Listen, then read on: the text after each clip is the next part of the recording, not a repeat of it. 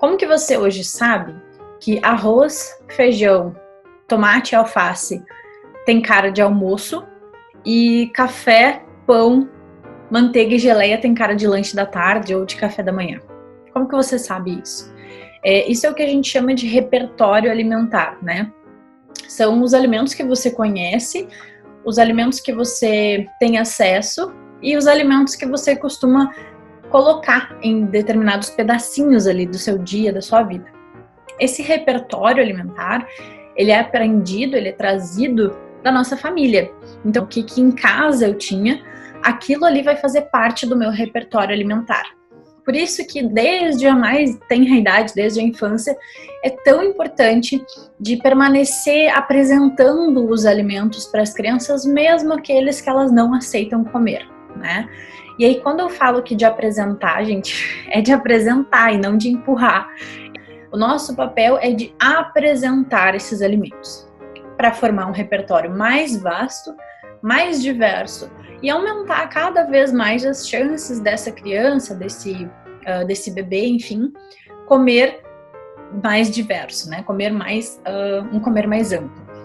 A exposição aos alimentos, ela não deve, né, e nem precisa ser só ali na mesa, né, no prato. Ela também precisa ser a partir das figuras, né? Que aqui figuras pode ser o avô, a avó, o tio, a tia, o pai, a mãe, o irmão, qualquer pessoa que esteja partilhando aquela mesa, né? Então, se o meu pai, a minha mãe, ou meu avô, a minha avó, meu cuidador, enfim, se a minha figura ali de cuidado, ela come chuchu, beterraba, cenoura, alface, tomate, feijão, arroz. Se essa minha figura come, as chances de eu pelo menos experimentar aumentam substancialmente. Agora tem o pulo do gato, que é a outra parte que eu considero ser o mais importante, que é a conversa positiva sobre a comida. O ambiente aquele ali da mesa, né, o ambiente onde a gente está compartilhando uma refeição, ele é um ambiente muito íntimo, né? Dificilmente você vai convidar uma pessoa que você não gosta tanto, uma pessoa que você não consegue conviver tão harmonicamente para vir almoçar na sua casa ou até mesmo para almoçar num restaurante, né? Então, esse partilhar a comida, ele é um ato de intimidade e ele pode ser um ato afetivo também, né? Uma atitude afetiva. Por isso que é importante pensarmos na relação que a gente quer ter com esses alimentos, sejam eles quais forem, e com comida. Porque, pensa comigo, a conversa positiva sobre a comida, será que é eu falar, por exemplo, nossa, essa cenoura tem beta-caroteno, que legal, é saudável, precisa comer. Será que isso é uma conversa positiva para uma criança? Será que isso é conversa positiva para um adolescente? Será que isso ele vai se identificar com essa maneira tão subjetiva? Nem eu me identifico, né? Imagina que você vai num restaurante e tem um cardápio lá e você e pergunta pro garçom: você pode me ajudar a me indicar aqui no cardápio? Ele vai te indicar e ele vai chegar e vai falar para você assim: olha, esse aqui tem cenoura, beta-caroteno, vai fazer seus olhos ficarem super saudáveis, também a pelezinha bronzeada no verão, maravilhoso, esse aqui com beta-caroteno. Também temos aqui vitamina C nesse suquinho, maravilhoso, que vitamina C é ótimo para a pele, para células, ajuda a prevenir, aumentar a imunidade. Então olha só que maravilhoso esse cardápio. Eu pelo menos ia ficar assim, hã? Porque se eu vou num restaurante, se eu quero escolher uma comida, eu vou escolher pelo sabor, vocês não concordam? Pelo sabor, pelo aroma, pela aparência da comida, né? Então, essas são as características que a gente chama de características organolépticas, né? Tem esse nome esquisitão, mas é que são características ligadas ao físico, né? Ao olfato, ao paladar, ao tátil. Se um alimento vai ser crocante, ou se ele vai ser cremoso, se ele vai ser quentinho, se ele vai ser gelado, refrescante. Então, se ele vai ser gostoso, apimentado. Enfim, essas são as características que dizem respeito à comida, né? Não os nutrientes que elas carregam. Então, a conversa positiva sobre comida inclui isso, trazer esses elementos para a mesa. Eu tô ali comendo, por exemplo, qualquer comida, gente, não precisa ser uma comida de restaurante em casa, tá? Não é isso que eu tô querendo dizer. Mas eu tô comendo ali um arroz, um feijão, tá? Pra pegar o tradicional. Tô comendo um arroz, um feijão. Eu vou botar ele na boca e eu vejo que minha criança não tá comendo. Meu filho não tá comendo, não aceitou aquele alimento. Ao invés de eu falar, pô, vai lá, come, precisa, faz bem, fibra, proteína, eu posso elogiar essa comida, né? E falar assim, nossa, esse feijão tá delicioso. Elogia a pessoa que preparou. Também é uma oportunidade para desfrutar desse momento em família, elogiar a pessoa que preparou, enfim, perguntar, compartilhar habilidades culinárias, mesmo no horário de consumo, porque pensa comigo, compartilhar habilidades culinárias, ensinar a pessoa a cozinhar, não é só ficar lá mostrando para ela como fazer. Claro que isso é importante. Mas de repente eu achei maravilhoso, e isso a gente faz muito aqui em casa. Nossa, que delícia que tá esse peixinho aqui. Que tempero que você usou, né? Ah, deixa eu tentar identificar, fazer uma brincadeira. Deixa eu tentar identificar o que tem. O que tem aqui nesse peixinho? O que tem aqui nessa salada? Ah, tem alho. Nossa, tem um gostinho de cebola. Eu acho que tem pimenta do reino, né? E ir fazendo isso para conseguir identificar tudo aquilo que envolve a comida, né? Então isso é uma conversa positiva sobre comida e sobre o comer, né? Que estimula uma relação saudável com a comida, evita, né, reduz os riscos para desenvolver transtornos alimentares, aumenta também é uma oportunidade também para otimizar as relações familiares, né? Porque muitas vezes, para algumas famílias, o momento do comer é o único momento em que a família está reunida. Então, o comer, para algumas famílias, é o único, se não o mais importante, o mais longo, né? Ou talvez o mais dedicado ali em que a família vai estar reunida. Então, será que isso não é uma oportunidade para essa família encontrar-se através da comida, né? Como que as crianças aprendem a mastigar, né? Claro que é algo extremamente intuitivo, inato, mas se os meus pais comem muito rápido, se eles comem sem desfrutar da comida, olhando no celular, assistindo a televisão enquanto come, aquilo ali também entra no meu repertório, né? Então eu vou aprendendo a fazer daquela forma. E isso, é claro, a gente sabe que as crianças nos copiam, mas elas não vão ser uma cópia nossa, né? E não quero trazer aqui também uma carga de culpa, do tipo assim, meu Deus, eu preciso super me policiar quando eu estiver comendo, porque senão os meus filhos vão ter isso, aquilo, aquele outro problema que eu tenho com a comida. Não, gente, essa não é a questão.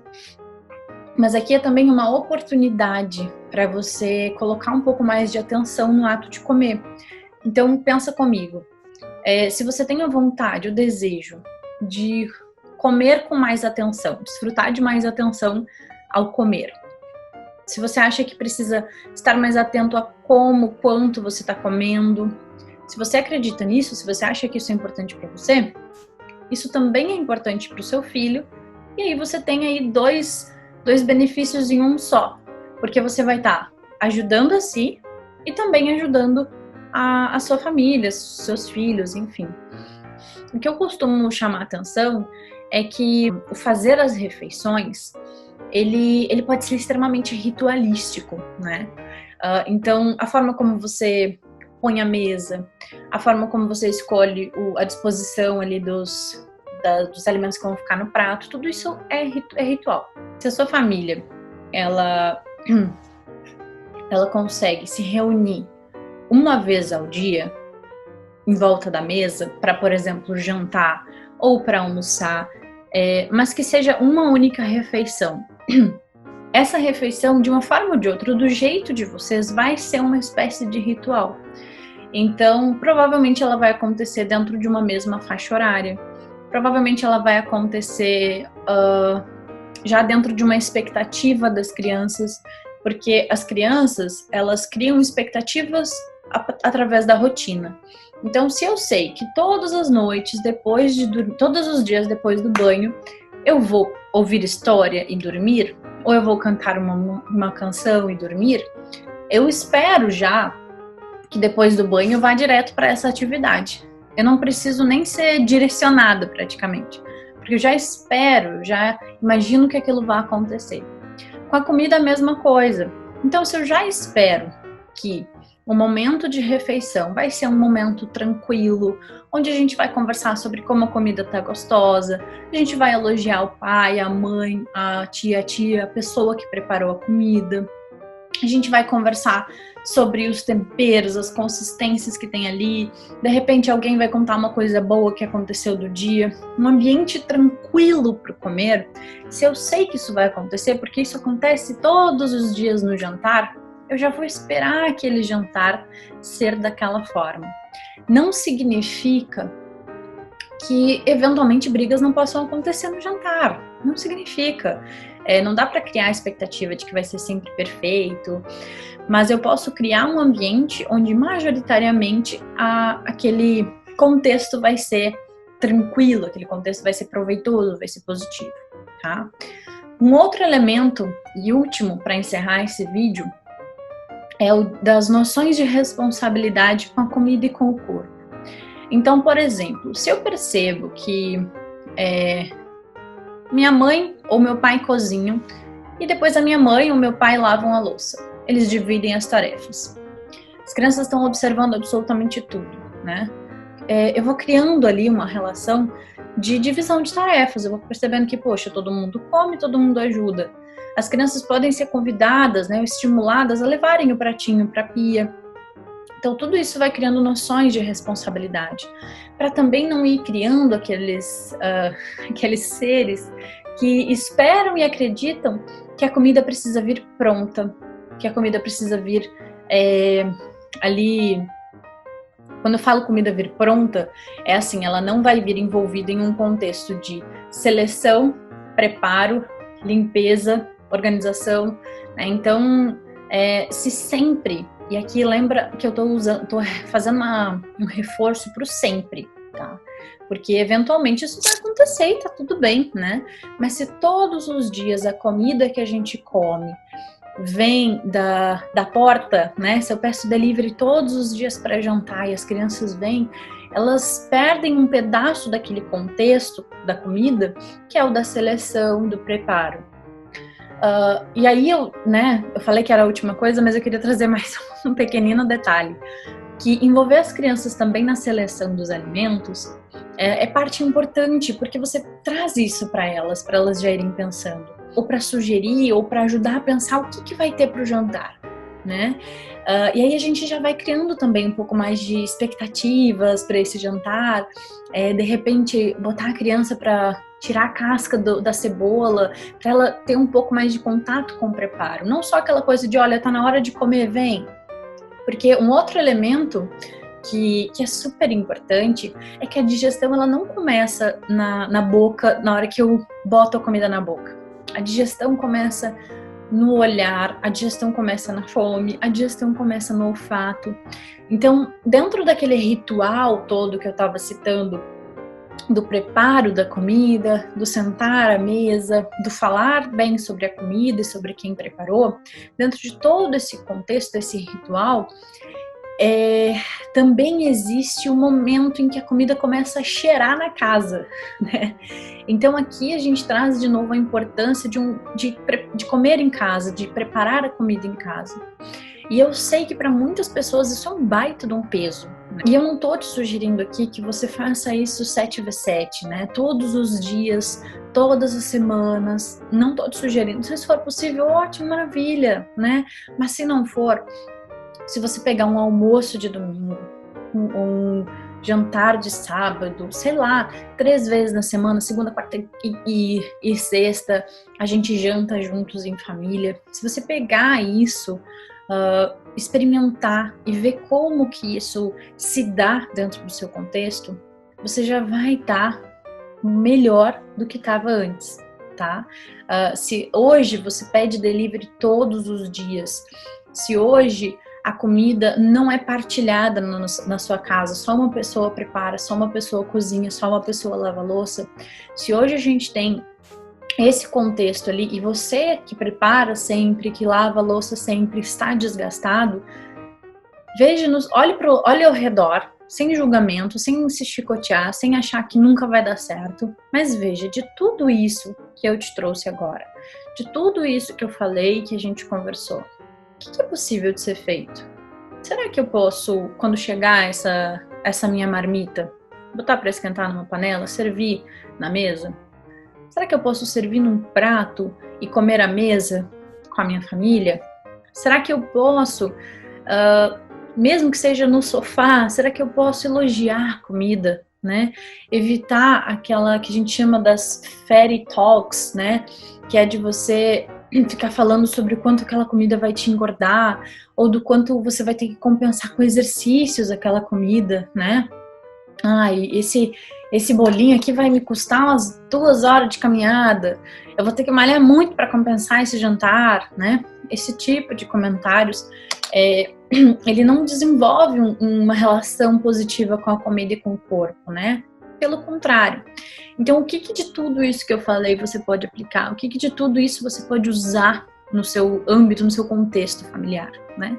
Pega uma coisa, não é para pegar tudo, não é para fazer tudo, mas pega essa uma coisa, experimenta, vê como você se sente, conversa em família sobre isso, de repente compartilha esse vídeo com quem mora com você, e tenham uma conversa sobre isso, né? Sem ser inquisitivo, sem ser impositivo, sem querer editar novas regras, tipo, olha, a partir de hoje vai ser só assim, mas leva isso para conversar, inclusive com as crianças, né? Olha, a gente gostaria de começar a comer na mesa, a gente gostaria de começar a comer assim assado, o que vocês acham? Quais ideias que vocês têm, né? Tragam as crianças para esse contexto de decisão, né? Entreguem um pouco de autonomia para essas crianças, tá? Se você gostou desse vídeo, se o conteúdo que eu trouxe aqui para você foi interessante, te ajudou de alguma forma, deixa um comentário aqui para eu saber e fica à vontade para sugerir novos temas, tá bom? Um beijo e até a próxima!